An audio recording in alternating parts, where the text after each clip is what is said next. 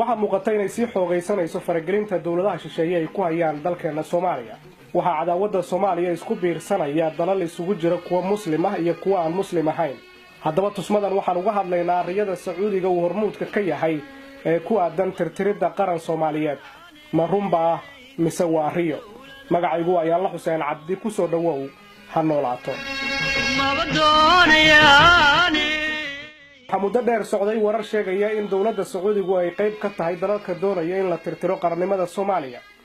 waxaana WikiLeaks oo ah website soo bandhiga wararka sirta ah uu horay u daabacay in dawladda Sacuudigu ay qayb ka tahay dalalka noocaas ah, isla markaana ay jirto sir sheegaysa in dawladda Sacuudigu ay ku kaalmaynayso wadamada dariska ah sida Kenya iyo Ethiopia inay kala qaybsadaan Soomaaliya. Soomaaliya waxa lagu tilmaamaa inuu yahay wadan u nuglaaday in ay fagaara ay ku dagaalamaan uu noqdo wadamo dana badan oo siyaasadeed kale dalka Soomaaliya. xog sir ah oo laga helay safaaradda Sacuudigu ku leeyahay wadanka Djibouti ayaa muujinaysa qorshe ku aadan sida la doonayo mustaqbalka Soomaaliya inuu ku dambeeyo, taasi oo ah in si tartiib Soomaaliya loogu kala qaybiyo wadamada dariska ah gaar ahaan Ethiopia iyo Kenya. dalalka Kenya iyo Ethiopia ayaa ugu dambeyn laba u qaadan doona 4 deegaan oo loo qaybinayo Soomaaliya. waxa qayb ahaan dal walba ku soo beegmaya dhul ka badan 300,000 square kilometer iyo sidoo kale dad ka badan ilaa 5 milyan oo qof oo Soomaali ah. dalalka Ethiopia iyo Kenya ayaa warbixinta lagu sheegay inay gudaha Soomaaliya galiyeen kumanaan ciidan ah oo si sharci darro ah iyagoo ogolaansho haysan u galay gudaha Soomaaliya.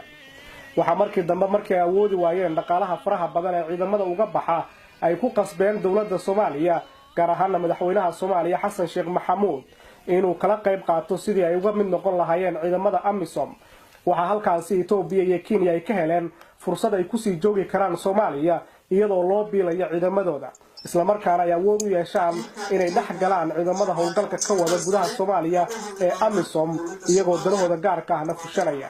I assure you that Ethiopia's defense force will make a difference in AMISOM operation by clearing Al-Shabaab.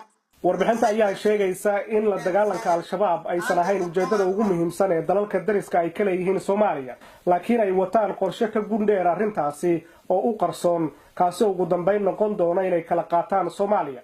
waxaa dawladda Kenya ciidamo ay ka abuurtay maleeshiyad ah deegaanada Jubbooyinka kuwaasi oo ka amar qaata dawladda Kenya. waxaana sidoo kale ay ku guuleysatay ama ay qorshaysay inay la dagaalanto qabaa'ilka Soomaalida ah ee deegaanadaasi ku badan ee laga yaabo inay ka hor yimaadaan rabitaankeeda. waxa kale oo warbixinta lagu xusay in dawladda Talyaanigu ay taageerayso qorshe ay Soomaaliya ku kala qaybsanayaan wadamada Kenya iyo Ethiopia. waxa warbixinta uu daabacay WikiLeaks sii xoojinaya markii la arkay fagaaro ay ku wada hadlayeen saraakiil ka socotay sirdoonada Israa'iil iyo Sacuudiga oo caadiyan iska kaashada ammaanka labada wadan.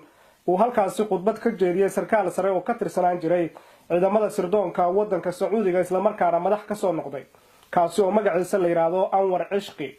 waxa uu ka hadlay qodobo dhowr ah oo lagu dhameyn karo mustaqbalka colaadda u dhaxaysa wadamada Carabta iyo sidoo kale Yahuudda.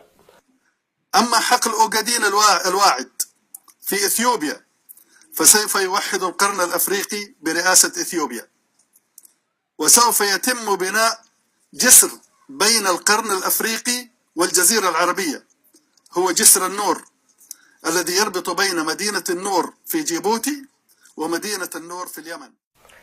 أنور عشقي waxa uu sheegay in si Carabta iyo Yahuuddu ay si nabadgelyo ugu wada noolaadaan ay muhiim tahay in khayraadka Soomaalida uu noqdo mid ay ka wada faa'iideystaan, isagoo xusay in si la mid ah gobolka Ogaadeen ay Ethiopia haysato in dhammaan dhulalka kale ee Geeska Afrika uu la jeedo Soomaaliya iyo Djibouti in la hoosgeeyo dawladda Ethiopia, kadibna buundo laga dhiso inta u dhaxaysa Djibouti iyo Yemen si ay uga wada faa'iideystaan dhaqaalaha halkaasi ka soo wada baxa Carabta iyo Yahuudda.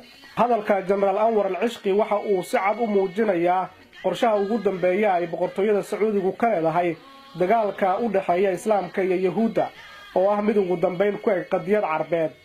Sacuudigu waxa uu aaminsan yahay dhulka Falastiin ee ay Yahuuddu haysatay inuu yahay dhul Carabta laga haysto, laakiin dhulka Soomaalida ay Xabashidu haysato iyo kan xorta ah ee Geeska Afrika ee Soomaaliya uu Sacuudigu diyaar u yahay in la hoosgeeyo dawladda Xabashida ee Ethiopia si ugu dambeyn khayraadka ku jira dhulka Soomaalida ay Carabta iyo Yahuuddu uga wada faa'iideystaan. waxa laga yaabaa in dad badan oo Soomaali aysan halis u arkin wararka noocan oo kala laakiin waxay dhammaantood baraarugi doonaan markay ku soo toosaan iyagoo aan dal iyo dad midna gacan lagu haynin waa Yaalla Xuseen Cabdi oo idin leh Soomaaliya ha noolaato wadoonayaane inaynu dawladahano